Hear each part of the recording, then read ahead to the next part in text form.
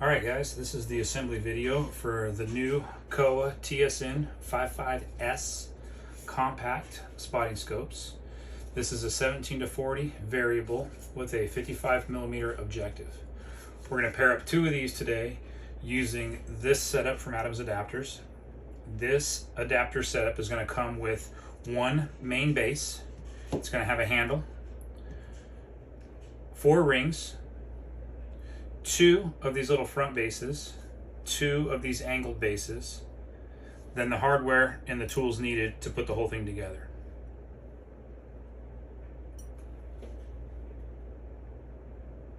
So the first thing we're going to do is just mount this handle to this base. The way we do that is just using 2 of the 1/4-inch screws. No washers for this step, just the screws. And we're going to use the second and the third hole from the front where this notch is at. The second hole and the third hole. Those are the holes that we're going to screw the bolts into. And when we do this, we're going to eyeball this handle so it's as straight as possible. There's a little bit of clearance in the holes, so you can see that this handle will move back and forth a little bit. What you're going to do is you're going to try to line this thing up as parallel and square as possible. Just eyeballing it's fine. But the reason we're going to do that is because later on when you're glassing, you have this hole in the handle, and you can use that hole as a reference as to what hill you're looking on when you're looking down range. So just get it as close to straight as you can. It's not super critical, it's just a reference, but it's neat to be able to look through that hole and see what mountain you're looking at. So second and third hole, set that to the side. We're done with that for now. The next thing we're going to do is we're going to mount these angled bases to the bottom of the base of the spotting scope. So you notice there's 2 holes in the bottom of the spotting scope and 1 threaded hole, and there's these 2 bosses that stick out of the top of this thing. Those bosses will fit right into those holes in the base, and then just drop a bolt through. And this doesn't take a washer either, this is just 1 bolt. Tighten that thing down. Then you're going to do the same thing with the other scope. The only difference is we're going to mount this base in the opposite direction. One base is going to be for the left scope and one base is going to be for the right scope. So they need to be mounted opposite to each other. So drop the bolt in the hole, tighten that up, and what you should have is bases that face opposite directions. So when we put this together, this is going to be our left scope with that base facing to the inside, to the right. And then this would be our right scope with the base facing, which will be the inside, going to the left. So just make sure they're going opposite of each other. Those bases are symmetrical. It doesn't matter which base you use for which scope. Just make sure they're not mounted in the same direction. They're both mounted opposite to each other. The next thing we're going to do is mount the rings around the outside of the objective lens. So you're going to slide the sunshade out, which exposes this ring here. And then what we're going to do is we're going to take 1 left ring and 1 right ring. And the rings have counterbores in them. The counterbores face up or towards the objective in this case, opposite this angled base. So counterbore out, you can see there's just a through hole there. The counterbore faces up. So take 1 of each ring, a left ring and a right ring, just hold it around the outside. You can even slide the sunshade back down again, which kind of just helps hold that temporarily while we're dropping the screws in. Then you're going to see there's 2 counterbore holes, 1 on the top of the ring and 1 down towards the bottom where these other mounting screws are at. So this one that's around the top will take 1 of the short number 6 screws. Just drop that in there.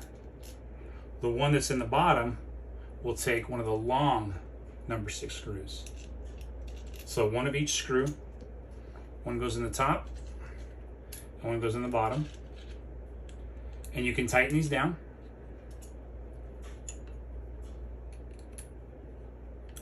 And when they're tight, this will still rotate around the outside of the objective.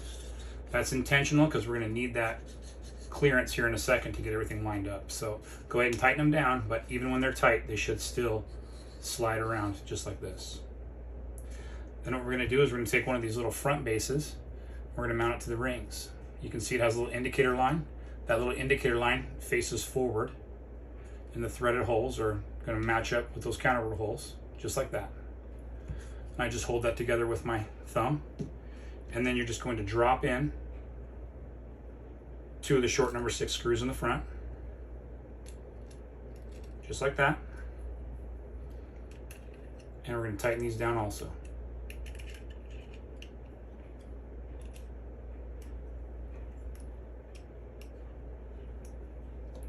So it should look like this. This should be spinning, this should be secure. Then do the exact same thing to the other scope. Slide the sunshade forward. Drop a ring around each side.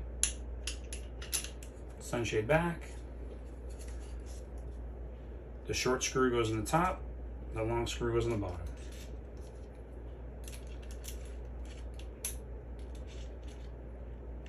Those can be tight.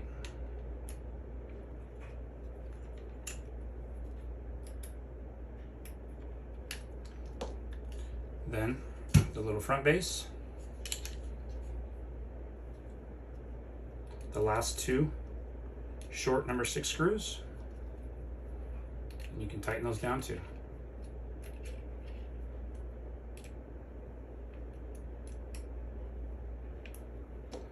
So now you should have what we're going to call the left scope with this base facing to the inside. And we're going to have our right scope. This base is facing to the inside. And now we're ready to mount those to our main base.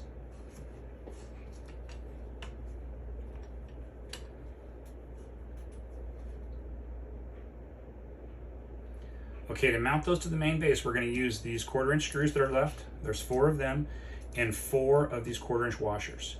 I found the easiest way to do this is to flip the base upside down and hold the scope underneath it while you do it. It's kind of cumbersome, but you can do it. Before you do that, load the washers onto the screws so they're ready. So just 1 washer on each screw. You're going to need both hands for this step, so it's tough to put the washers on the bolts while you're trying to hold everything together. Then just flip the scope upside down. Now this whole thing's upside down, but if you look, this is the left side and this is the left scope. That base faces in, so the left scope on the left side. So now when you flip this entire thing upside down, the handle with the Adams adapters engraved faces forward.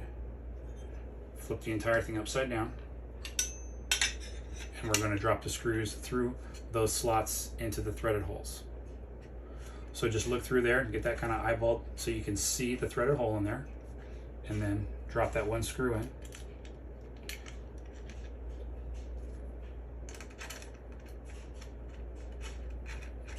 And you don't want to tighten it all the way because you need to be able to move this around to get the other hole to line up.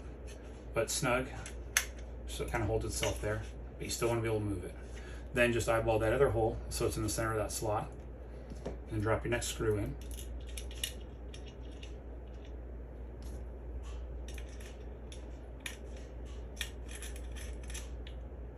Now this, you can slide this entire thing out all the way to the outside as far as it goes, just to get it out of our way. And you can kind of snug that down. And that's just going to hold it there while we flip this entire assembly around and do the same thing for this scope. Again, you're just going to eyeball everything so it looks lined up. You can see the threaded hole inside that slot. Drop your screw in there.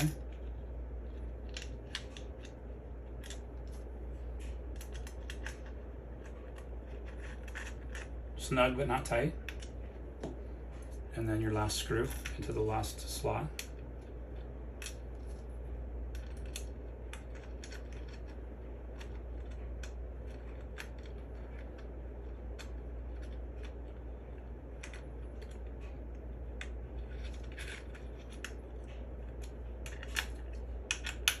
You can pull it all the way apart, snug those down.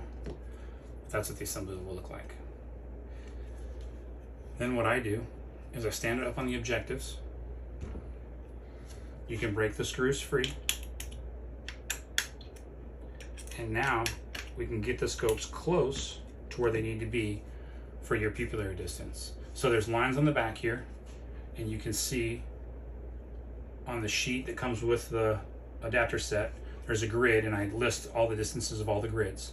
So you just find the corresponding different distance with your pupillary distance, and then you can just line those lines up with each one. So in this case, I'm going to put it in the third from the inside line on this scope.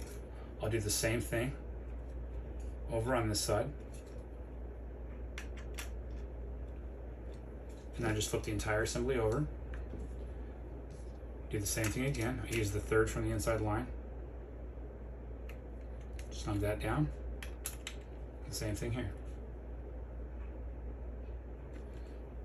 And now the scopes are really close to where I'm going to use them. They're not going to be collimated at this point. You're still going to have to take it out and collimate it and get everything perfect. But it's very close. They're on center and everything's ready to go. So now you're ready to mount this assembly to your tripod.